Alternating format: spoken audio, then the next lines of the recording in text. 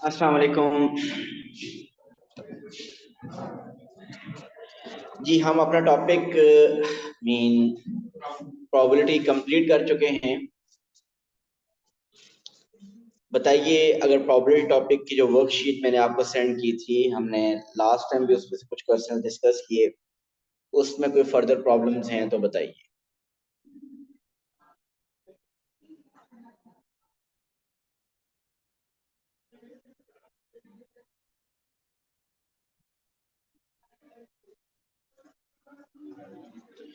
Okay, let's start our chapter 4. Next chapter.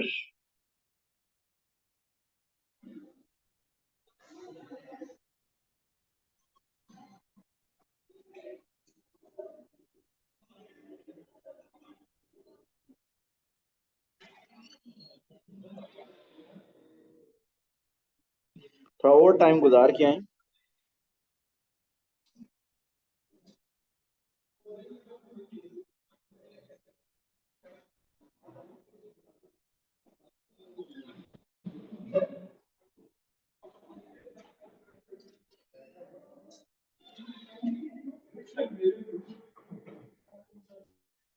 वालेकुम अस्सलाम।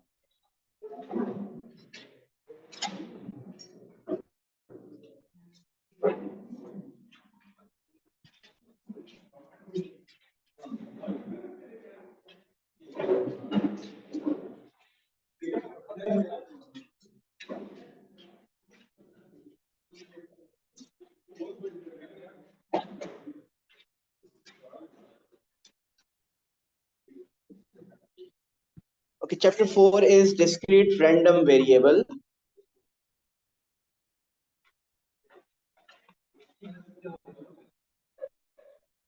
हालचाल पूछने वाला टाइम आप बाहर गुजार रहे हैं। नेक्स्ट, इस चैप्टर 4 में हम 3 डिस्ट्रीब्यूशंस करेंगे, जिसमें the first one is probability distribution.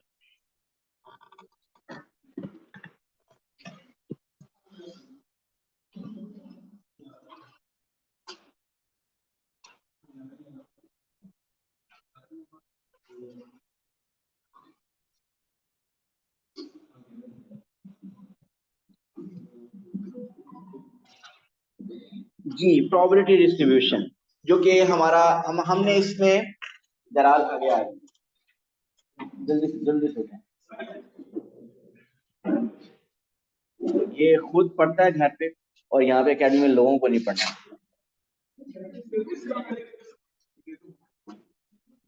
लेकिन इसको कवर अप करने के लिए आप कितना टाइम लगा लेंगे ये, और ये बाकी क्या करेंगे मुझे पता है नहीं, मुझे पता है वो जो कर रहे हैं।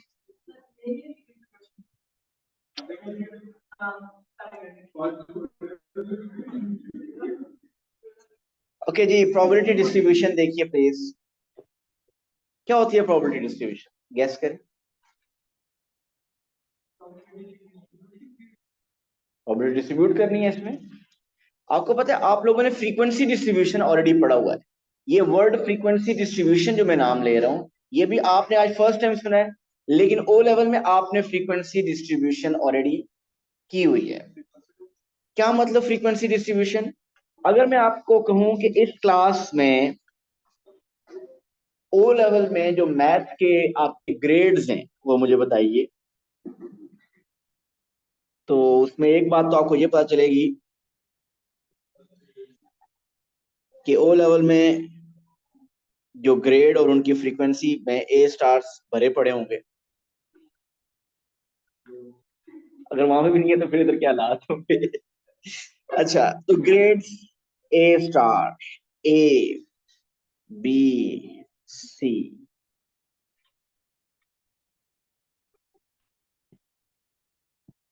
सो पता चला कि ए स्टार 5 लोगों के थे, देर आर 7% जिनके ए थे, देर आर 4% जिनका बी ग्रेड था, and there is 1% whose grade was C।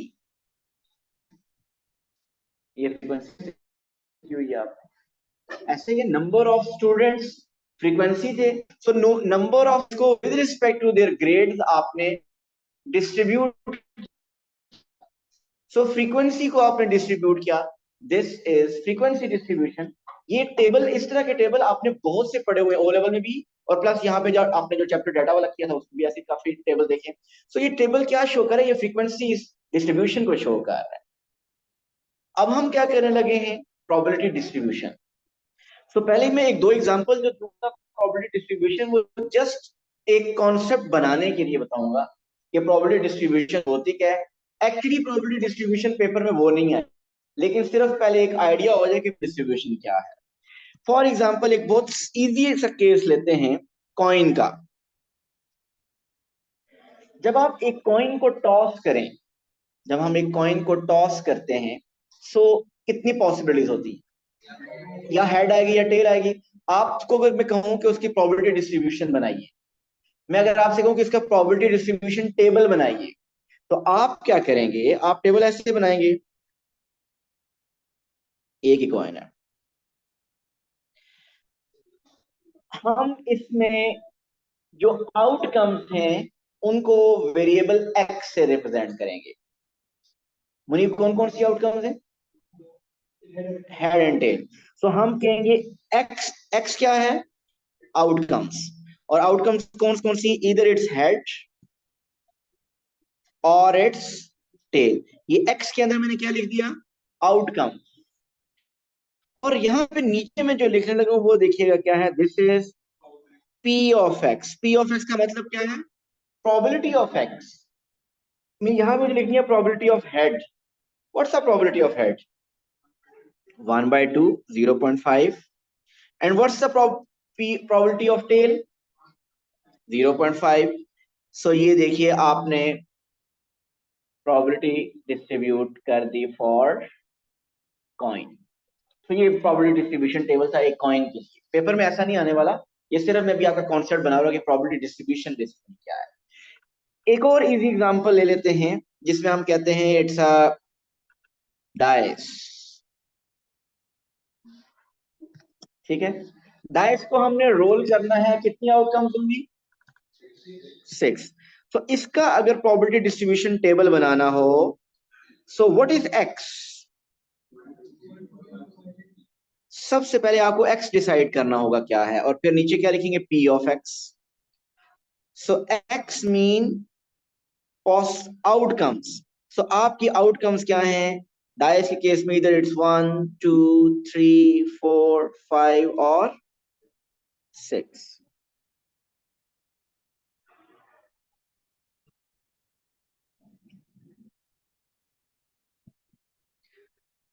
So P of X mean probability of 1. Munib, probability of 1.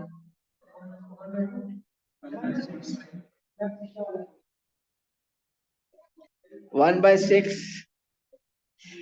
2 की probability।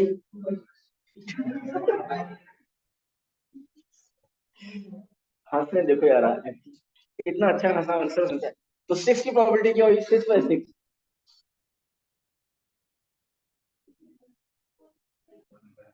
एक मिनट ना सोचने दो।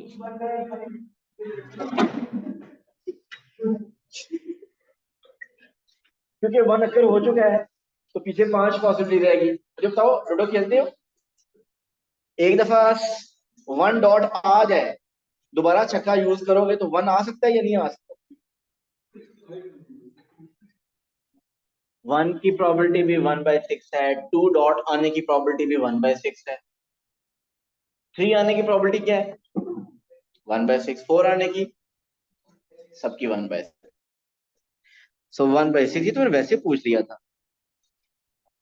ये हालात हैं प्रोबेबिलिटी का चैप्टर एंड करने के बाद। ओके, तो आपको मैं बताना चाहता हूँ कि चैप्टर 3 हमने प्रोबेबिलिटी किया, चैप्टर 4 और चैप्टर 5 ये भी दोनों प्रोबेबिलिटी। तो एक्चुअली चैप्टर 3 4 5 तीन चैप्टर प्रोबेबिलिटीज। तो ये देखिए, ये हमने डाइस के केस में प्रोबेबिलिटी डिस्ट्रीब्यूशन बना दी, और इन सब प्रोबेबिलिटीज को ऐड करेंगे तो answer should always be 1। Mean coin के केस में भी आपकी टोटल प्रोबेबिलिटी क्या होगी? 1 होगी। डाइस के केस में प्रोबेबिलिटी क्या होगी? 1 होगी। सो बाहर तो बड़ा आसान लग रहा है और है भी आसान, लेकिन अब क्वेश्चंस में क्या, पहला टास्क क्या डिफिकल्ट होगा? जब आपको प्रोबेबिलिटी डिस्ट्रीब्यूशन बनानी होगी, रैंडम वेरिएबल एक्स डिसाइड करना मुश्किल होगा। कॉइन के केस में मुश्किल नहीं था, हेड या टेल। और ये रैंडम वेरिएबल एक्स जो है ना, फर्स्ट एग्जांपल जो मैंने एक्सप्लेन करने के लिए, हमेशा डिजिट्स में होगा, 1 2 3, 0 1 2 3। ये एच और टी की फॉर्म में नहीं होगा। ये तो फर्स्ट 2 एग्जांपल्स थोड़ी सी जस्ट जिसे कहते हैं ना अंडरस्टैंडिंग के लिए आपको मैंने बता दी। सो हमारा अहमद फर्स्ट टास्क जो डिफिकल्ट टास्क होगा, रैंडम वेरिएबल एक्स डिसाइड करना मुश्किल होगा। अगर आपको रैंडम वेरिएबल एक्स डिसाइड करना पता चल गया क्वेश्चन में कि क्या है, उसके बाद फिर उनकी प्रोबेबिलिटी जो फाइंड करने वाला मेथड होगा, वो आपने जो प्रीवियस चैप्टर पढ़ा है या ओ लेवल में जो पढ़ा है उसी के थ्रू होगा। मीन एग्जांपल लेते हैं, समझ आए कि रैंडम वेरिएबल एक्स क्या डिसाइड करना क्यों मुश्किल होगा। 3 coins are tossed, right? Random variable x is number of heads appearing on top.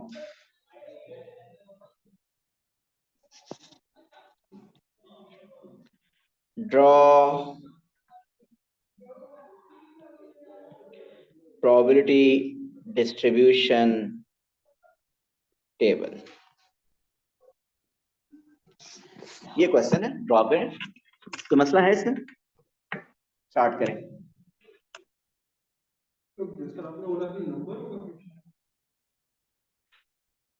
ये N O mean number of heads appearing on top.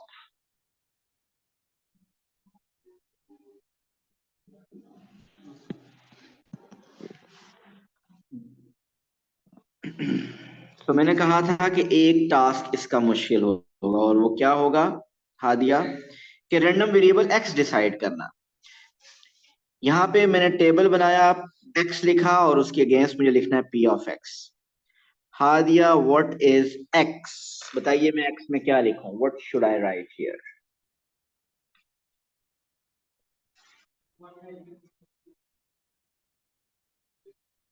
1। so you are saying कि x is 1 2 3।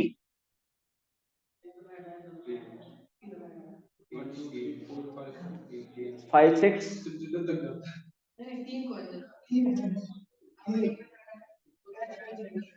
something is missing. H3 something है, X decide करना है. Hadia is saying it's 1 2 3. I am saying that something is missing. 0 1 2 3. ऐसा possible है तो कोई head ना आए, ये भी तो पॉसिबल है ना. तो X क्या था? Number of heads on top, appearing on top. आप मुझे बताइए 3 दफा आपने टॉस किया, तीनों दफा ऐसा पॉसिबल है कि हेड ना आए. सो ऐसा रैंडम वेरिएबल X0 भी हो सकता है. ऐसा पॉसिबल है कि 1 टाइम हेड आ जाए. ऐसा पॉसिबल है कि 2 टाइम्स हेड आ जाए. और ऐसा भी पॉसिबल है कि 3 टाइम्स हेड आ सकता है.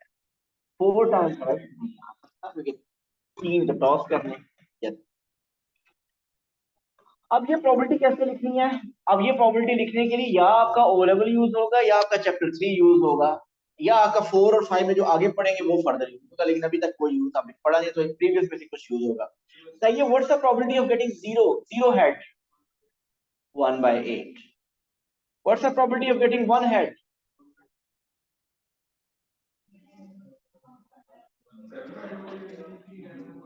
ऐसा कीजिए, अब आप पॉसिबिलिटीज लिस्ट कर लें अपने पास ताकि आपको बताना आसान हो. जब 3 कॉइन टॉस करते हैं तो क्या क्या पॉसिबिलिटीज होती हैं?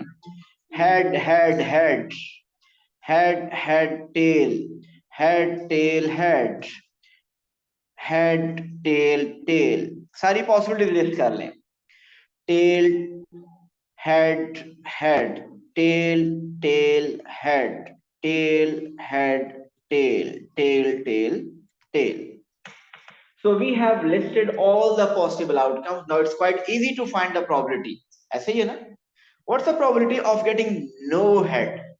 Zero means no head. 1/8. Total outcomes 8 हैं, so it is 1/8. What's the probability of 1? 1 means 1 head.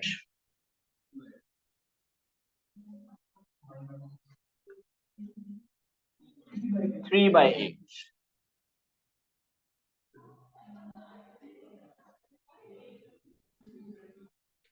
What's the probability of getting 2 heads?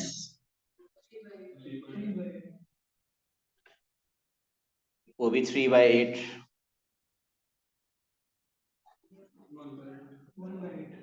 What's the probability of 3? 3 means 3 heads, so it is 1/8. इन सब का सम क्या होना चाहिए?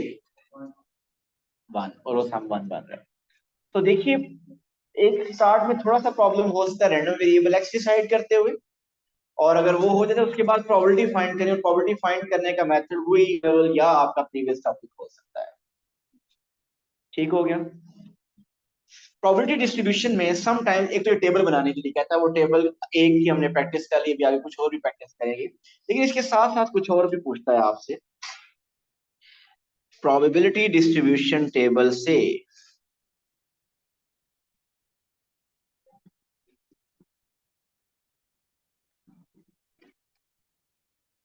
आपसे पूछेगा एक्सपेक्टेड वैल्यू.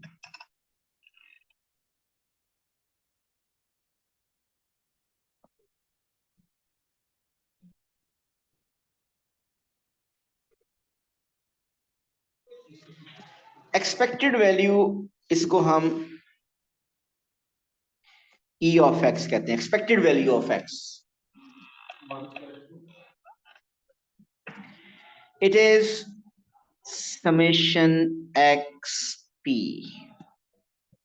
सेकंड आपसे पूछता है variance.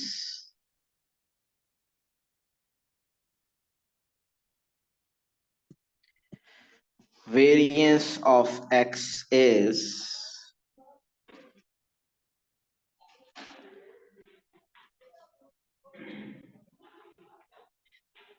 Summation x square P minus expected value of x का स्क्वायर. ये एक्सपेक्टेड वैल्यू प्रोबेबिलिटी डिस्ट्रीब्यूशन में इसका वही रोल है जो कि मीन एवरेज का होता है नॉर्मल डाटा में। आप इसको एवरेज ऑफ प्रोबेबिलिटीज भी कह सकते हैं। एक्सपेक्टेड वैल्यू मीन आप क्या एक्सपेक्ट कर रहे हैं। मैं अभी इसको किसी का आंसर निकालूंगा तो आंसर उसमें पता चलेगा कि क्या आता है। और वेरिएंस हमने इससे पहले स्टैंडर्ड डेविएशन किया था। स्टैंडर्ड डेविएशन याद है ना? Variance basically, variance is the square of standard deviation. Variance is the square of standard deviation. आपका इसी में अगर आपको स्टैंडर्ड डेविएशन कहता तो वो ये स्क्वायर रूट बन जाता, लेकिन वो स्क्वायर रूट नहीं है क्योंकि बेसिकली ये वेरिएंस है। और ये एक्सपेक्टेड वैल्यू ऑफ एक्स और वेरिएंस ऑफ एक्स दोनों फॉर्मूला शीट में गिवन होंगे। अब मुझे बताइए समेशन एक्स पी, अगर इसी प्रीवियस इस क्वेश्चन की बात करें तो क्या हम कैलकुलेट कर सकते हैं? आप मुझे जनरली बताइए जरा, इसको देख के आपको क्या पता है, आप क्या एक्सपेक्ट करेंगे? आप क्या एक्सपेक्ट करेंगे कि नंबर ऑफ हेड्स कितने होंगे? एवरेज आपको क्या लगती है विदाउट एनी कैलकुलेशन? मीन 1 और 2 मीन 1.5 आप कहेंगे क्योंकि एक उसके मिड में वही बनता है कि 1.5 टाइम्स यू आर एक्सपेक्टिंग कि यू विल गेट हेड।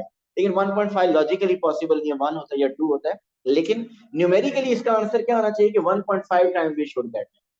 सो अगर आप इसकी एक्सपेक्टेशन कैलकुलेट करें, मैं नेक्स्ट पेज पे ये टेबल दोबारा ड्रॉ कर रहा हूं, और अगर ये पेपर में क्वेश्चन आ जाए तो ये एक इजी क्वेश्चन होगा और बहुत दफा आता है। क्या इसकी एक्सपेक्टेशन कैलकुलेट करना और वेरिएंस कैलकुलेट करना। 0 1 2 3 सबकी प्रोबेबिलिटीज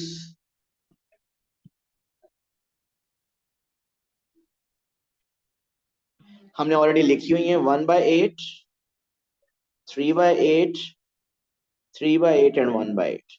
चलें इसका हमने कैलकुलेट करना है expected value mean E of x.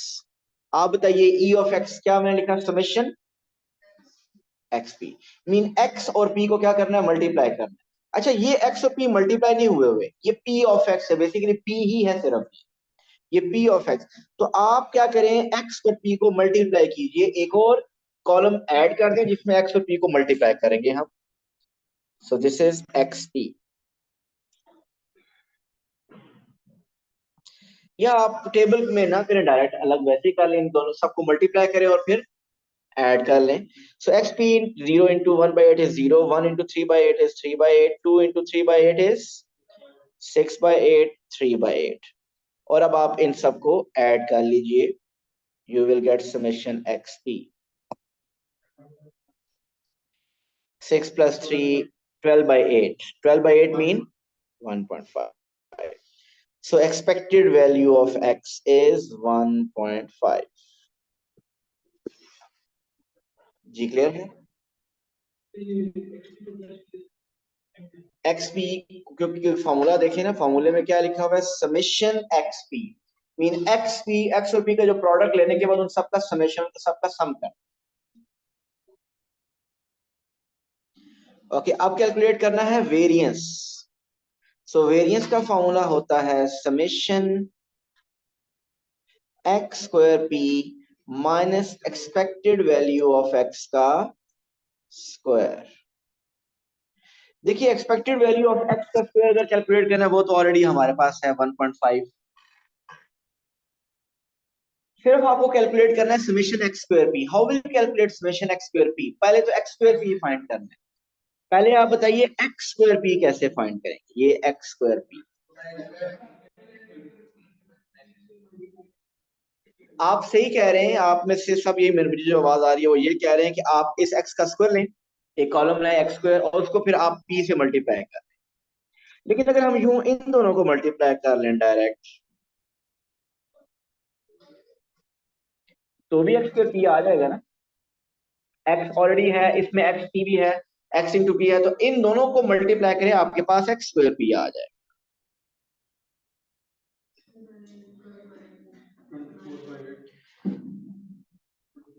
So 0 into 0 is 0, 1 into 3/8 is 3/8, 12/8, 9/8। सो आपके पास समेशन एक्स स्क्वायर पी बताइए। 3। सो अब आप इसको फॉर्मूले में पुट कर दीजिए। So variance of x is summation x square p is 3 minus 1.5 square. So 3 minus 1.5 square is 0.75, 2.25।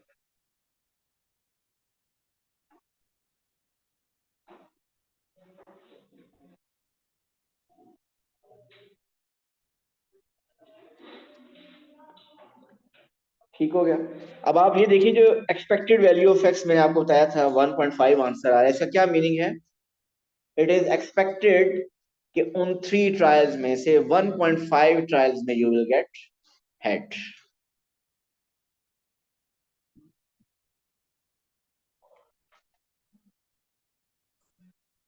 Okay जी, अब इसके कुछ क्वेश्चंस करते हैं पास पेपर से। अभी हमने प्रोबेबिलिटी डिस्ट्रीब्यूशन कर ली है।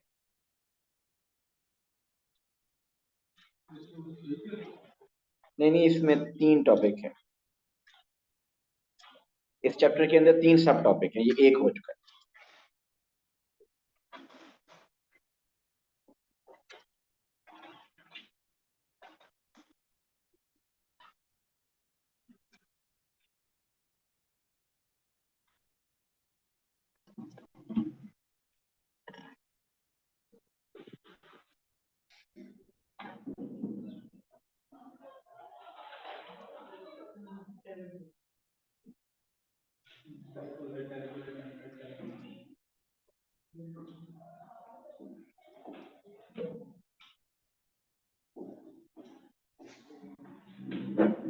ओके जी, फर्स्ट क्वेश्चन देखते हैं इस चैप्टर का।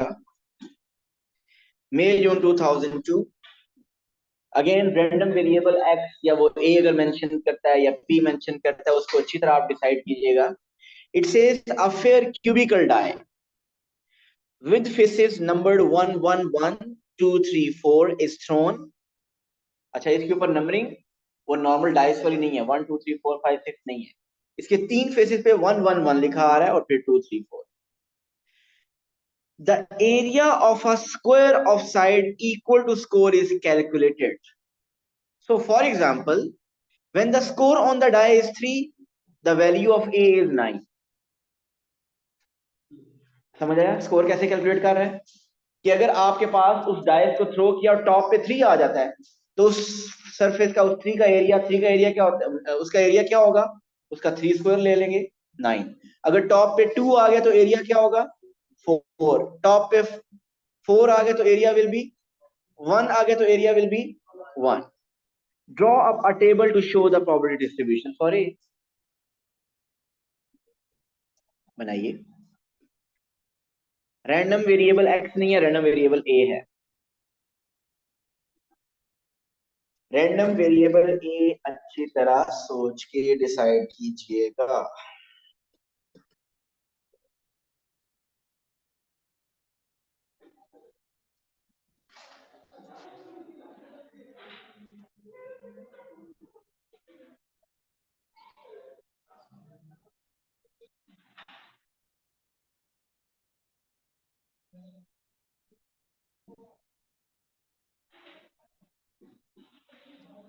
ये कर सकते हैं अगर हम लोग x को 1 2 3 4 5 6 दे दें और a को x स्क्वायर कर दें। उसने कहा है कि रैंडम वेरिएबल है a।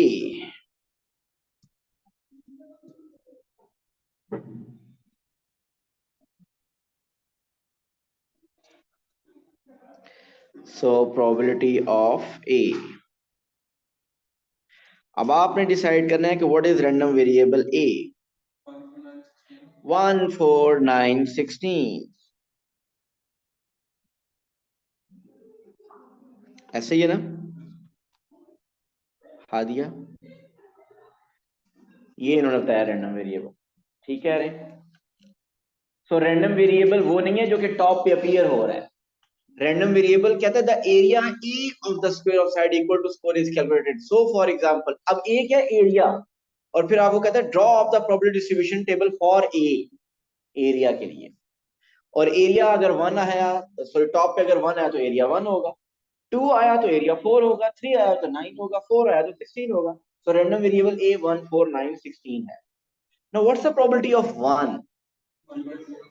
3 by 6 mean 1 by 2. What's the probability of 4? Probability of 4 mean top पे 2 आए, so 2 आने की probability is 1 by 6. Probability of 9 mean top पे 3 आए, 1 by 6. 16 mean top पे 4 आए, 1 by 6. So this is the probability distribution table, part 1. Part 2 में we have to find EA, mean expected value of A, variance of A. So जल्दी से expected value of A calculate कीजिए और variance of A.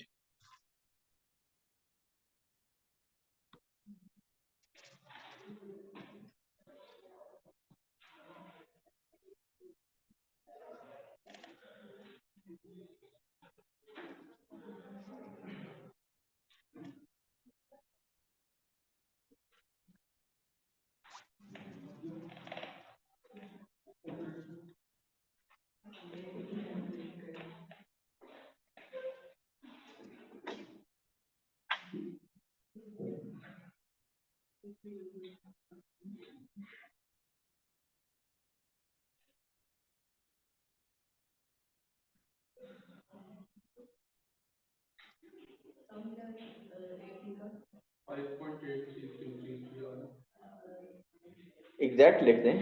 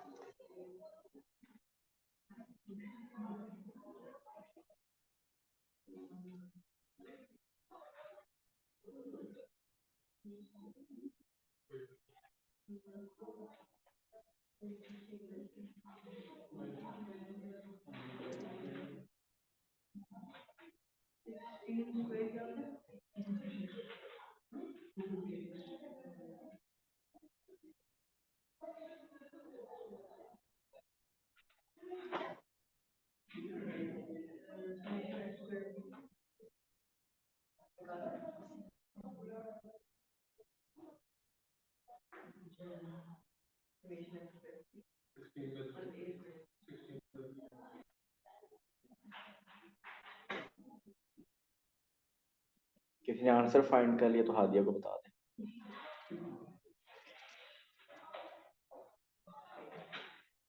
Talha क्या answer? Expected variance का expected कब बताइए पहले?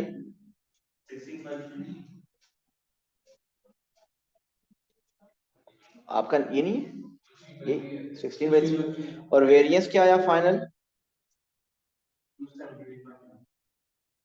ऐसे ही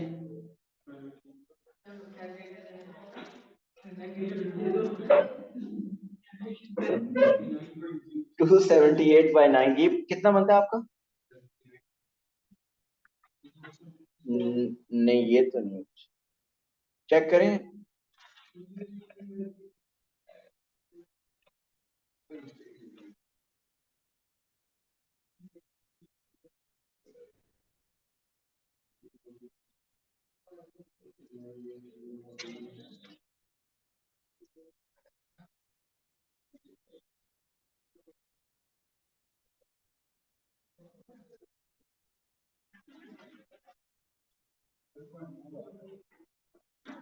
सर इट्स करेक्ट। सो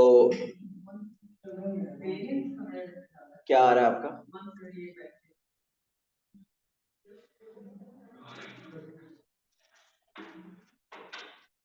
ये चेक करें, रहा कह रहे हैं कि मार्किंग सी में 30.9 है, इसका आंसर चेक करें डेसिमल में क्या बन रहा है?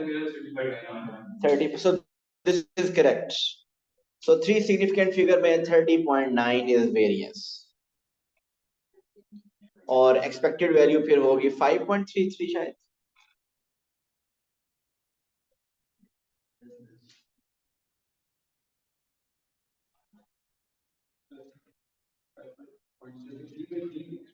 एक्सपेक्टेड वैल्यू 16/3 थी और अगर आप एक्सपेक्टेड वैल्यू को आंसर 3 सिग्निफिकेंट फिगर में लिख रहे हैं 5.33, तो अगर आप वो वेरिएंस में यूज करना चाहते हैं तो वेरिएंस में यूज करने के लिए आपको एग्जैक्ट 16/3 यूज करना चाहिए, या अगर डेसिमल भी यूज करना है तो ज्यादा सिग्निफिकेंट फिगर वाला 5 वाला एटलीस्ट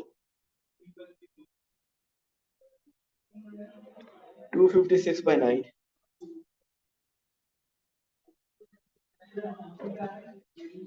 डेसिमल में 30.9।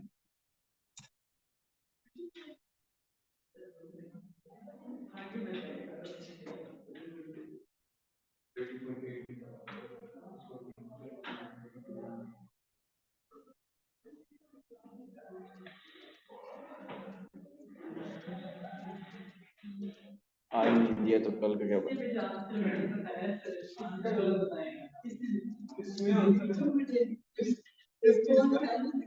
उसने उससे में आंसर बताया इसे। जी क्लियर है जी प्रोबेबिलिटी डिस्ट्रीब्यूशन। मुझे उम्मीद है प्रोबेबिलिटी डिस्ट्रीब्यूशन में प्रॉब्लम नहीं होगी, लेकिन इसमें से जो क्वेश्चन रन करने हैं आपको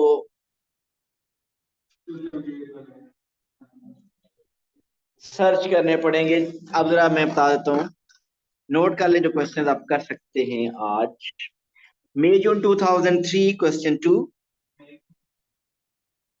मई जून 2003 क्वेश्चन 2, मई जून 2004 क्वेश्चन 3,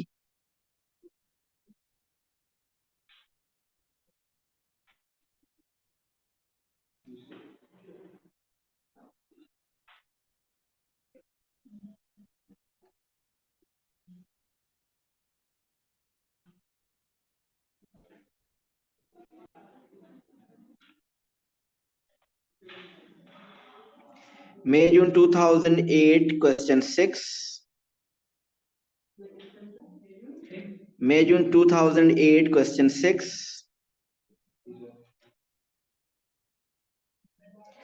मई जून 2009,